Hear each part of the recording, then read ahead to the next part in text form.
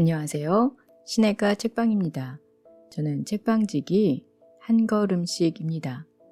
오늘은 지난 시간에 이어 카일 아이들먼의 팬인가 제자인가의 마지막 시간으로 파트 2와 파트 3, 8장부터 14장까지를 정리해 드리도록 하겠습니다.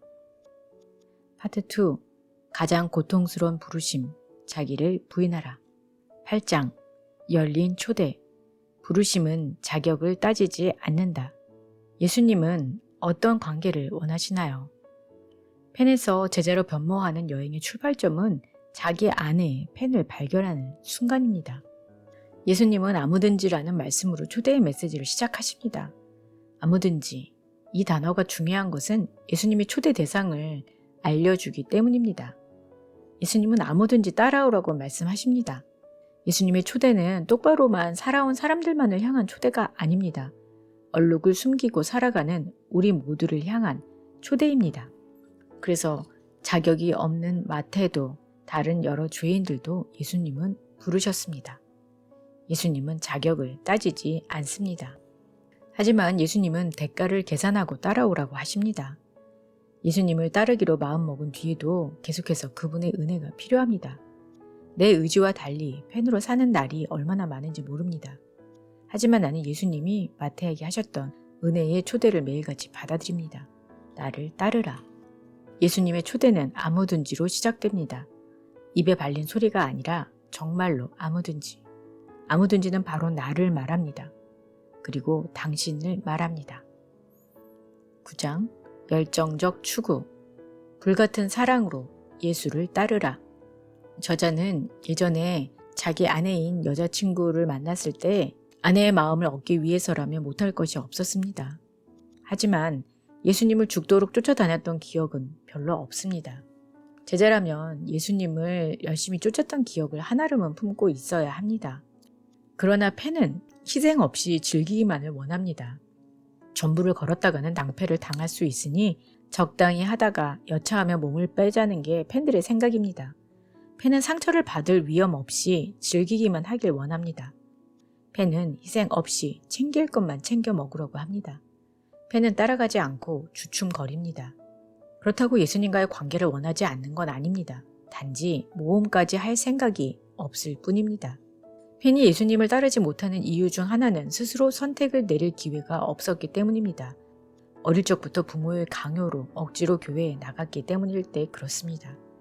예수님을 따를지는 우리의 선택에 달려 있습니다. 그리고 예수님은 그분이 원하시는 바를 우리가 제대로 알고 따라오기를 원하십니다. 예수님은 우리의 전부를 원하십니다. 예수님을 따를지는 바로 선택의 문제입니다. 사랑에 관한 기본 중 하나는 강요할 수 없다는 것입니다. 하나님의 관심의 대상은 우리의 사랑입니다. 우리가 열심히 그분을 좇을 때 그분이 기뻐하십니다. 그분께 우리의 시간과 돈과 예배를 드리는 것은 그분을 진심으로 좇을 때 나타나는 외적인 증거일 뿐입니다. 세상에 그 무엇보다도 예수님을 사랑하는 마음을 품고 있으면 그에 맞는 외적인 증거가 나타날 수밖에 없습니다. 예수님을 열정적으로 따르고는 싶지만 그 열정이 도무지 생기지 않는다면 어찌해야 하나요? 예수님이 에베소 교회에 내리신 처방대로 하면 됩니다. 회개하여 처음 행위를 가지면 됩니다. 10장, 완전한 포기. 인생의 근사한 권리를 모두 포기하라. 팬들은 그리스도의 초대를 받아들이긴 하지만 자신을 부인한 생각은 없습니다. 그러나 둘 다 가질 수는 없습니다. 하나만 선택해야 합니다. 자신을 부인하지 않고서 예수님을 따를 길은 없습니다. 제자는 자신을 부인하고 이렇게 고백할 줄 아는 사람입니다. 예수님을 선택합니다. 제 가족이 아닌 예수님을 선택합니다. 돈이 아닌 예수님을 선택합니다. 세상에서의 성공이 아닌 예수님을 선택합니다. 저는 온전히 당신의 것입니다. 술의 쾌락이 아닌 예수님을 선택합니다. 포르노의 흥분이 아닌 예수님을 선택합니다. 대궐 같은 집이 아닌 예수님을 선택합니다. 자유보다도 예수님을 선택합니다. 남들의 이목이 아닌 예수님을 선택합니다. 제자는 자신을 부인하고 예수님을 따르기로 매일 선택하는 사람입니다. 설령 자신의 전부를 잃는다 해도 그의 결심은 변함이 없습니다. 자신을 부인하지 않고 예수님을 따르려는 팬들이 부리는 꼼수 중 하나는 예수님께 터치를 받고 싶지 않은 삶의 영역들을 따로 떼어놓는 것입니다. 팬들은 예수님을 따르되 삶의 전 영역에서 따르지는 않습니다. 예외 조항은 없습니다. 예수님을 따르겠지만 이 문제에서만큼은 내 뜻대로 하겠어. 얼토당토 않은 말입니다. 스스로 그리스도인이라고 부른다면 예외 없이 모든 면에서 그리스도를 따라야 합니다. 그렇다고 예수님을 완벽하게 따라야 한다는 뜻은 아닙니다. 하지만 특정한 사람이나 장소나 행동에 대해서는 예수님이 아닌 자신의 뜻대로 한다면 그 사람은 결코 그리스도인이 아닙니다.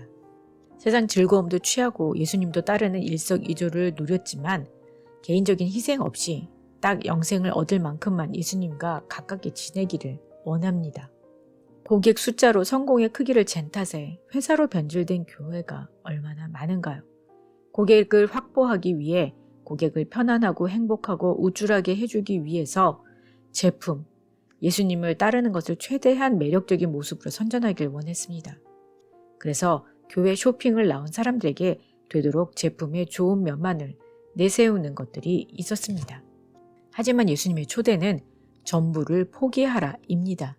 하지만 교회의 메시지는 자신을 부인하라 보다는 좋을 대로 하라는 옛 버거킹 광고에 가깝습니다. 그러니 요즘 교회의 제자는 가물에 콩나듯 하고 열광하는 팬만 득실거릴 수밖에 없습니다. 자신을 부인하기 그토록 어려운 이유 중 하나는 인간의 욕심이 너무도 강하기 때문입니다. 행복의 권리는 자기 부인의 부름과 정면으로 배치돼 보입니다. 자신을 부인하고 예수님을 따르려는 초대를 받아들이면 그분의 노예가 됩니다. 보통은 자신의 의지와 상관없이 강제로 노예가 되지만 예수님은 우리를 노예로 초대하고 계십니다. 스스로 노예가 되는 것은 궁극적으로 자기를 부인하는 일입니다. 하지만 마침내 자신의 모든 소유에다 자신의 존재까지도 내려놓을 때 세상에서 가장 기이한 현상이 벌어집니다. 예수님의 노예가 되어야만 마침내 진정한 자유가 찾아옵니다. 자신을 부인하면 손해라고 생각할지 모르지만 오히려 정반대입니다. 돈과 그 돈으로 살 수 있는 것들을 포기하는 것이 아니라 우리는 우리 자신을 포기해야 합니다. 바로 그것이 자기를 부인하고 그리스도를 따르는 것입니다. 11장 날마다 헌신, 죽고 또 죽으라. 저자는 창업하는 기업처럼 교회를 개척했습니다. 성공을 하기 위해서였습니다. 그래서 마케팅과 고객 유치의 비결을 담았다는 경영 서적들을 섭렵하기 시작했었습니다. 그런데 그리스도의 제자의 슬로건과 심벌을 보면 와서 죽으라는 단 한마디입니다. 편안하게 십자가를 짊어질 방법은 없습니다. 예수님을 따르기로 결심하는 것은 때로는 참을 수 없으리만치 고통스러운 십자가를 감내하기로 결심하는 것입니다. 요즘 저자를 자꾸만 일깨우는 질문이 하나 있는데 아무런 고난과 희생도 없는데 과연 내가 십자가를 제대로 짊어지고 있는가?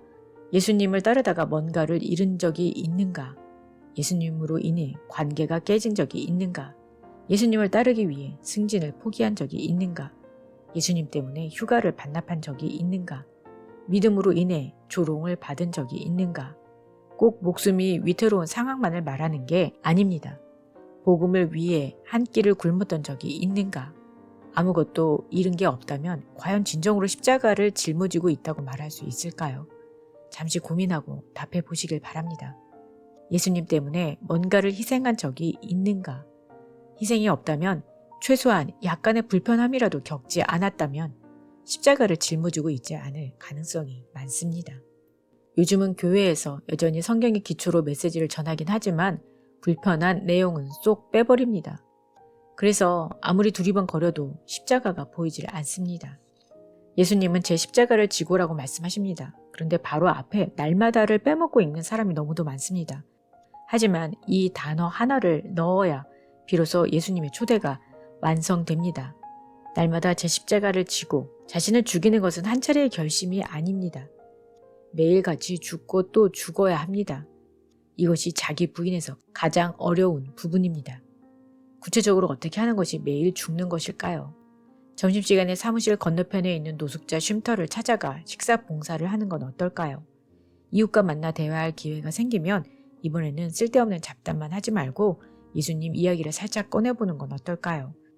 금년 휴가 때는 아이들과 디즈니 월드 대신 도미니카 공화국에 가서 매일 수백 명의 아이들이 유일한 끼니를 때우러 찾아오는 급식소에서 자원봉사를 하는 건 어떨까요? 빈방의 침대를 보며 가난한 국가의 고아를 데려올지 고민하고 하나님께 여쭙는 건 어떨까요? 바람 피운 아내를 용서하고 다시금 사랑해주는 건 어떨까요? 지금 잠시 시간을 내서 어떤 식으로 매일 십자가를 지고 자신에 대해 죽을지를 고민하고 노트에 써보시기 바랍니다. 매일 죽어야만 예수님을 진정으로 따른다고 말할 수 있습니다. 자신을 죽이고 그분 앞에 자신을 온전히 내려놓으면 뜻밖의 부수 효과가 나타납니다. 참된 삶을 발견하게 되는 것입니다. 아이러니하게도 삶을 포기할 때 그토록 찾던 삶이 찾아옵니다. 파트 3 가장 충격적 부르심 와서 죽으라 12장 나는 어디든지 간다. 예수님이 지시하면 어디든지 따라 나선다. 예수님과 제자들을 찾아온 팬이 어디로 가시든지 나는 따르리이다 말합니다. 그때 예수님께서 저기는 어떠냐 라고 말하는데 제가 어디든지라고 말했나요? 말이 그렇다는 거죠. 정말로 어디든지 다 따라갈 수야 없죠 라고 하는 팬들이 많습니다. 구체적으로 조목조목 따져보지 않고 뭉뚱그려 생각하면 어디든지 따라가는 것이 그리 어렵지 않아 보입니다. 하지만 예수님을 진정으로 따르려면 삶의 대대적인 변화를 각오해야 합니다. 예수님을 따라 어디든지 가지 못하는 이유 중 하나는 저기라는 예수님의 말씀을 명령이 아닌 제안으로 받아들이기 때문입니다. 예수님께 어디든지라고 말하기가 어려운 몇 가지가 있는데 예수님이 이 판을 어디로 데려가실지 심지어 머리를 누일 곳이나 있을지 모든 것이 미지수였습니다. 그래서 그 팬은 선뜻 예수님을 따라 나설 수가 없었습니다. 길이 어디로 이어질지 몰라 두려울 때 본능적으로 우리는 주저합니다. 두려움은 언제나 이러면 어쩌나 라는 질문을 동반합니다. 또 우리 자신만이 아니라 가족 때문에 편안하고 안전한 삶을 포기하기 어려운 때가 많습니다. 예수님은 자신을 따르는 길을 위험하고 불확실한 여행으로 묘사하셨습니다. 모든 것이 미지수였습니다. 그래서 그 팬은 선뜻 예수님을 따라 나설 수가 없었습니다. 하지만 예수님의 제자를 문자 그대로 정리하면 예수님이 어디를 가시든지 따라가는 사람이라고 할 수 있습니다. 13장 나는 언제든지 행한다. 더 이상 변명하거나 꿈을 대지 않는다. 우리는 예수님의 명령에 하지 못할 수많은 변명들을 가지고 있습니다. 하지만 예수님의 초대장은 유효기간이 있으며 그 기간은 바로 오늘까지입니다. 성령의 사전에 내일이란 없습니다. 예수님이 따라오라고 하실 때는 당장 따라오라는 말씀입니다. 내일이 아닌 오늘입니다. 지금 당장은 따르지 않아도 괜찮지 않을까? 예수님을 거부하는 건 아닙니다. 단지 조금만 뒤로 미룰 뿐이라고 생각합니다. 그런 식으로 팬들은 미지근한 신앙을 정당화합니다.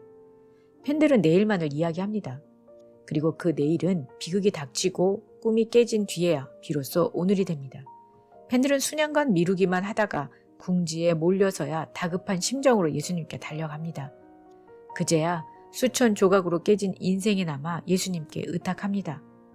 예수님은 속삭이시지 않습니다. 그분은 우리가 내일의 땅에서 하나라도 더 잃기 전에 구해내기 위해 나를 따르라고 있는 힘껏 외치고 계십니다. 예수님을 따르지 않고 제멋대로 가면 불길한 일이 생깁니다. 물론 하나님이 그런 일을 일으키시는 건 아닙니다. 하지만 하나님은 그런 전멸 등을 통해 우리에게 옳은 길로 돌아오라고 경고해 주십니다. 나는 예수님께 매번 내일이라고 말했다가 호되게 당하고 나서야 그분을 따라온 팬들의 이야기를 수없이 들었습니다. 14장 나는 무엇이든지 드린다. 전부를 드리지 않으면 드리지 않는 것이다. 예수님은 반쪽짜리 마음은 거들떠보지 않으십니다. 전부를 걸 마음까지는 없습니다. 예수님 말고도 관심을 끄는 것이 있습니다. 그래서 자꾸만 그것을 돌아봅니다. 팬들이 이렇게 합니다. 당신이 누군가와 몇 달째 만남을 이어오고 있는데 조금씩 진지한 관계로 발전하고 있습니다. 그런데 그 상대가 예전에 만났던 애인들에게서 계속해서 관계를 이어가고 있다면 어떻겠습니까? 새로운 사람을 진심으로 사귀려면 뒤를 돌아보지 말아야 합니다. 쟁기를 손에 들고서 고개를 돌려 옛 연인들에게 곁눈질을 하는 모습이 얼마나 추접스러운가요? 예수님이 원하시는 헌신의 수준은 모든 것을 내려놓는 완전한 헌신이었습니다. 그러나 우리는 항상 따로 떼어놓은 저것들이 있습니다. 니고데모에게 저것은 종교적 평판이었습니다. 부자 청년에게 저것은 재물이었습니다. 어떤 펜의 발목을 잡고 있는 것은 가족이었습니다. 예수님을 따르는 것은 그분을 인생의 최우선 사항으로 삼는 것이 아니라 유일한 우선 사항으로 삼는 것입니다. 예수님이 전부를 요구하시는 데는 그만한 이유가 있습니다.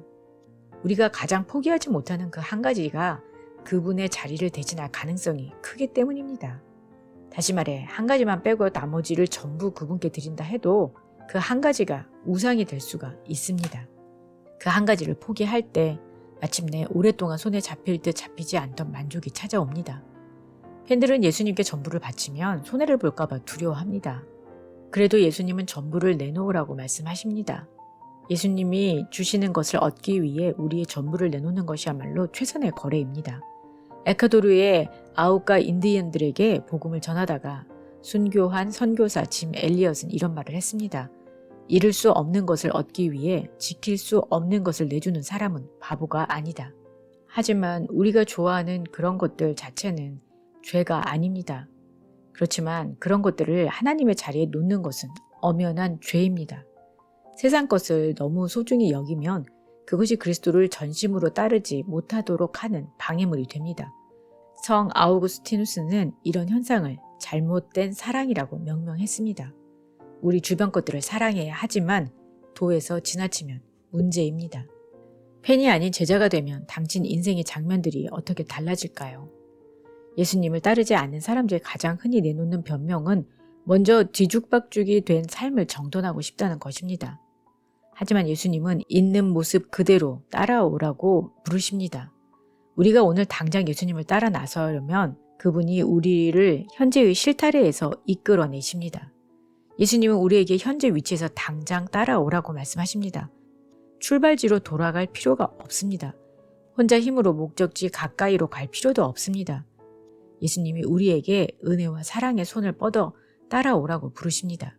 있는 모습 그대로 따라오라고 하십니다. 에필로그, 내 마음속에 윌리엄 보든의 새 문장. 윌리엄 보든은 그리스도를 따르기로 결심하고 끝까지 주님을 섬긴 사람입니다. 그는 무엇보다도 억만장자였고 예일대를 나오고 명문대 졸업생이기도 했지만 그는 그리스도의 제자로 기억되기를 원해서 모든 재산과 명예를 버린 채 예수님의 부르심을 따라 머나먼 이슬람교도의 땅으로 선교사로 갔습니다. 그러나 그는 선교지로 가기 전에 척수막염에 걸려서 25세 아까운 나이로 세상을 떠나고 말았습니다. 그의 삶을 보며 어리석다고 말할 사람이 많이 있을 수 있습니다. 예수님을 따른답시고 가족과 재산, 미래까지 다 내팽겨쳤지만 결국 선교지는 구경도 해보지 못하고 생을 마감했으니 말입니다. 하지만 그는 예일대학의 영적 부흥을 일으켰고 수많은 사람을 전도했습니다. 또 그의 이야기를 듣고 선교사가 되기로 결심한 사람이 수천 명입니다. 그의 인생은 결코 실패작이 아닙니다. 이 진정한 제자가 세상을 떠난 뒤에 그의 성경책 속에서 세 개의 문장이 발견되었는데 남김없이, 후퇴 없이, 후회 없이 였습니다. 당신은 어떤가요? 전부를 걸고서 예수님을 따르면 인생이 어떻게 달라질까요? 네, 오늘은 카일 아이들먼의 팬인가 제자인가에서 2부, 3부, 8장에서 14장과 에필로그를 정리해드렸습니다. 여러분은 이 책을 어떻게 들으셨나요? 간단한 주제이지만 삶으로는 쉽게 얘기할 수 없는 그런 부분을 이분이 날카롭게 지적했다고 생각이 듭니다. 헌신 없이 그저 좋아하는 부분에서만 예수님을 따르며 이득을 취하려고 하는 저희의 모습을 다시 돌아보며 나의 삶에서 팬인 부분이 어떤 것인지를 돌아보는 그런 시간이 되었기를 바랍니다.